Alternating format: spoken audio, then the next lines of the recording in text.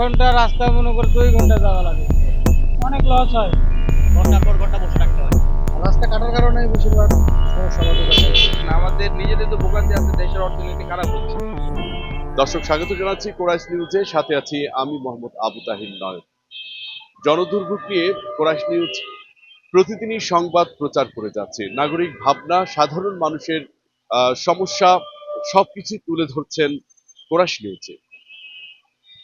ঢাকা মগবাজার এ যেন জ্যামের এক বড় অঞ্চল। ঢাকা মগবাজার ওয়ারলেস রেল গেটে চলছে ড্রেনের কাজ।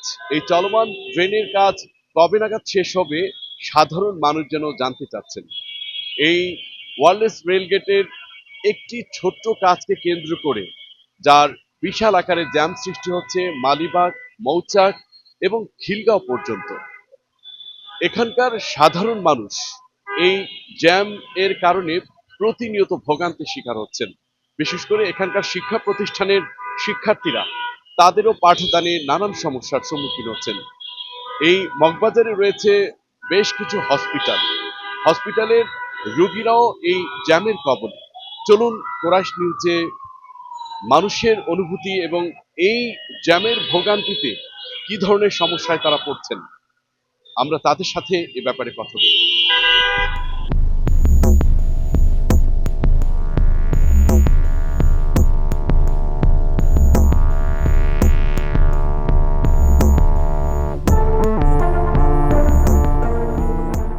এখানে শুধুমাত্র ড্রেনের সংস্কারের কাজ চলছে, এটাকে লং প্রসেস করার কোনো মানে হয় কি?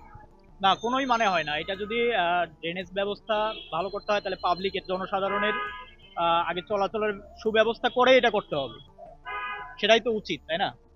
কিন্তু বলার নাই, ঘন্টার পর ঘন্টা বসে থাকতে হয়। আসলে ব্যাপার হচ্ছে এই মগবাজার রোডে প্রতিনিয়তই জ্যাম থাকে।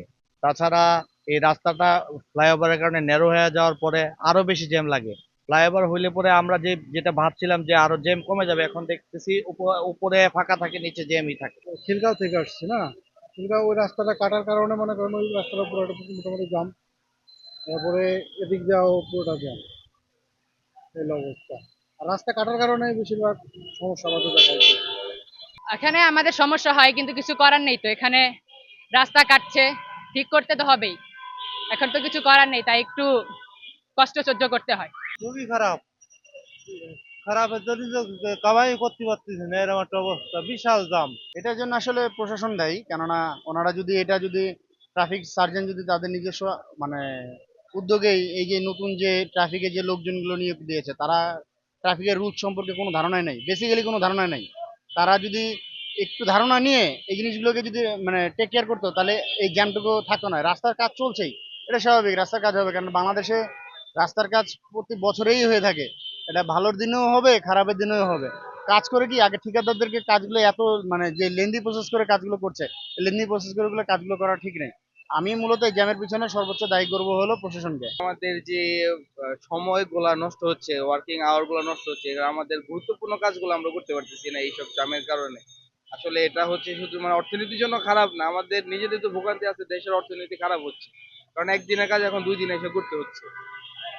আমরা নর্মালি 2-3টা প্রোগ্রাম নিয়ে আসলে ঢাকা এখন আর করা যায় না, ওই একদিনে একটা কাজই করতে পারি, পরে আবার ব্যাক করে আবার পরের দিন এসে আবার সেম কাজটি করতে হয়। অনেক লস হয়।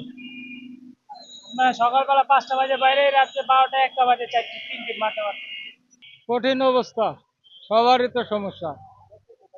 1 ঘন্টা রাস্তা মনে করে 2 ঘন্টা যাওয়া লাগে।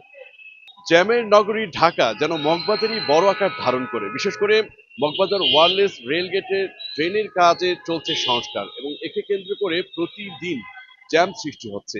ফলে ভোগান্তির শিকার হচ্ছেন যাত্রীরা।